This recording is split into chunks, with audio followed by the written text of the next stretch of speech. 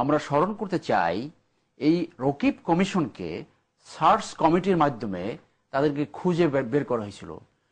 খুঁজে বের করার পরে জাতি দেখলো যে এইরকম দালাল পৃথিবীর ইতিহাসে কেউ আসছে কিনা সেইটা খুঁজে বের করতে নতুন করে রিসার্চ দরকার, যে পৃথিবীর ইতিহাসে কোন দেশে এইরকম দালাল আত্মসম্মান বোধহীন মেরুদণ্ডহীন নির্বাচন কমিশন আসছে কিনা সেটা একটা রিসার্চের ব্যাপার।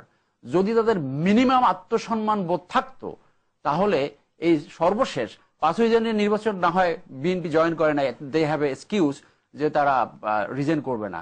সর্বশেষ 3টি সিটি কর্পোরেশন নির্বাচনের যে নির্বাচন হলো, যে নির্বাচন তারা পরিচালনা করলো, তারপরে সামান্য আত্মসম্মান বোধ থাকে, জনগণের টাকায় শুধু একটা গাড়ি ব্যবহার করা, বাড়ি কিছু বেতনের যদি লোভ না থাকতো তাহলেই তাদের উচিত ছিল তারপরে রিজাইন করা। এর আধুনিক সিস্টেম সম্পূর্ণ ভেঙে পড়েছে।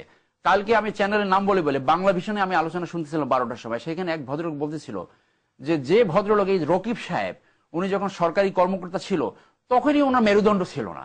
উনি একটা বিদেশে যাওয়ার জন্য যেভাবে পদলেহন করেছে তার মেরুদণ্ড তখন দিয়েছিল না, এখানে মেরুদণ্ড থাকারই কথা।